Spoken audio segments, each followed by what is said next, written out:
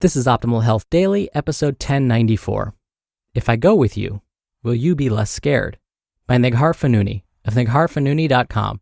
And I'm Dr. Neil, your very own personal narrator.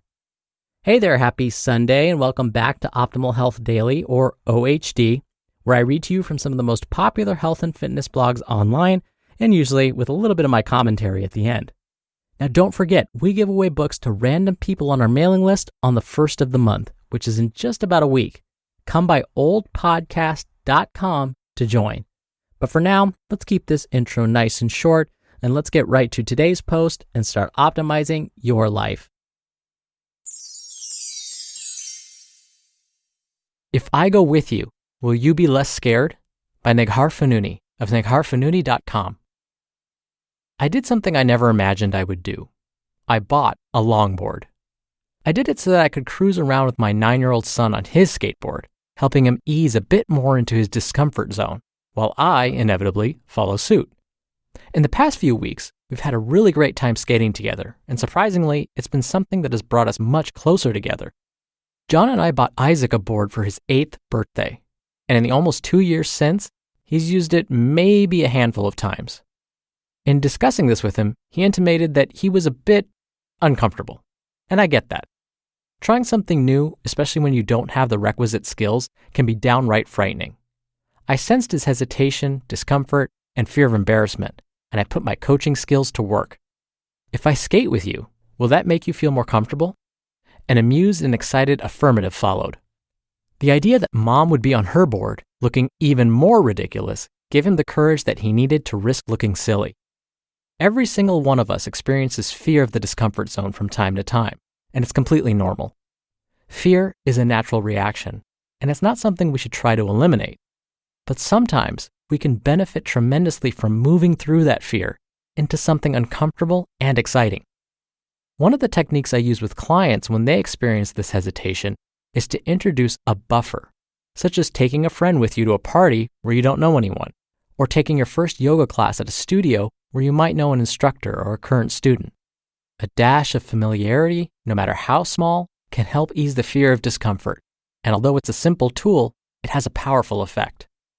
In this case, I'm acting as Isaac's buffer, giving him the opportunity to do something he truly wants to do, but is held back by the fear of looking awkward. When I joined Deuce Gym here in Venice Beach last summer, I experienced the same fear and hesitation that Isaac is feeling about skateboarding.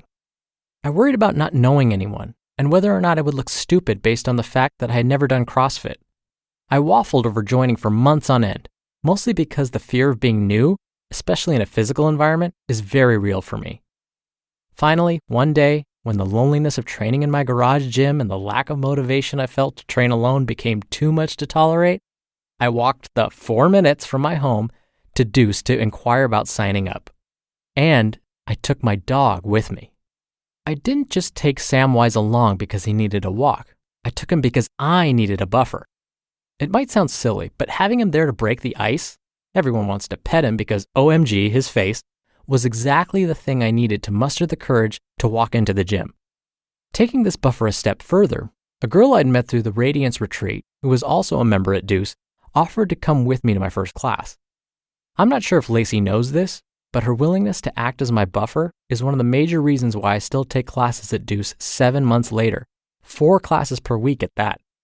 I walk into Deuce every morning now with a sense of excitement and anticipation, not anxiety and discomfort. All it took was a little bit of stretching, a few small buffers, and some time in the discomfort zone to get me there. When it comes to fitness and active play, so many of us will abstain from doing the things we truly want to do, simply because we're scared. Just like Isaac was, just like I was. We'll put off going into the weight room for the first time, or signing up for a yoga class, or joining a new gym, all for fear of the discomfort zone. And I get it, because the discomfort zone is a scary place. But if we can find the courage and the tools necessary to get into that zone in the first place, we actually have the chance to discover, is this something that will increase my quality of life? Does this thing contribute to my experience of my external world and the cultivation of my internal world? Not every scary venture into the discomfort zone will yield tangible, positive results. In fact, you may discover that you actually don't like that yoga class or that new gym isn't your jam. Last year I bought rollerblades and rode around, despite my fear, on the Santa Monica bike path, only to discover that I actually don't like rollerblading. But the stretching, the expanding, the courage it took to ease into the discomfort zone, these things have benefited me greatly, several times over. What's the thing you've been really wanting to try, but haven't been able to pull the trigger on, perhaps for fear of being new or looking silly? Indoor rock climbing? Martial arts? Salsa dancing? Surfing? Maybe you want to start doing deadlifts or cleans or pull-ups in your gym, but you don't really know how and you're afraid you'll look like you don't know what you're doing. I can totally relate to that, and so can thousands of people in this community. Whatever the activity, I want to encourage you to enlist a buffer. Maybe you ask a friend to take a surf lesson with you, or you hire a trainer for one session to help you learn your way around barbells. A buffer will take some of the edge off, freeing up space for you to act with both courage and curiosity. And maybe you can act as the buffer too. Sometimes even asking for the buffer can be a challenge. Asking is, for many of us, an act of vulnerability. Start looking for opportunities in which you can be the buffer for someone else. We're all in this together, and I don't know a single person who is without fear. While some of us are comfortable in the gym, others may not be.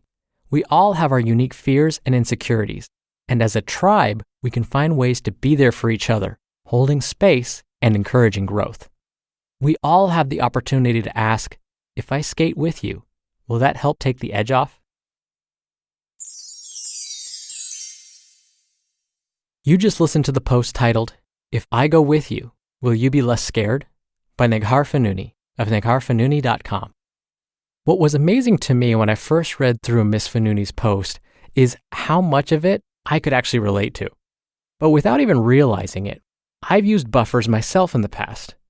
I've lived in Southern California all of my life, very, very close to the beach. And yet, up until fairly recently, I had never surfed before.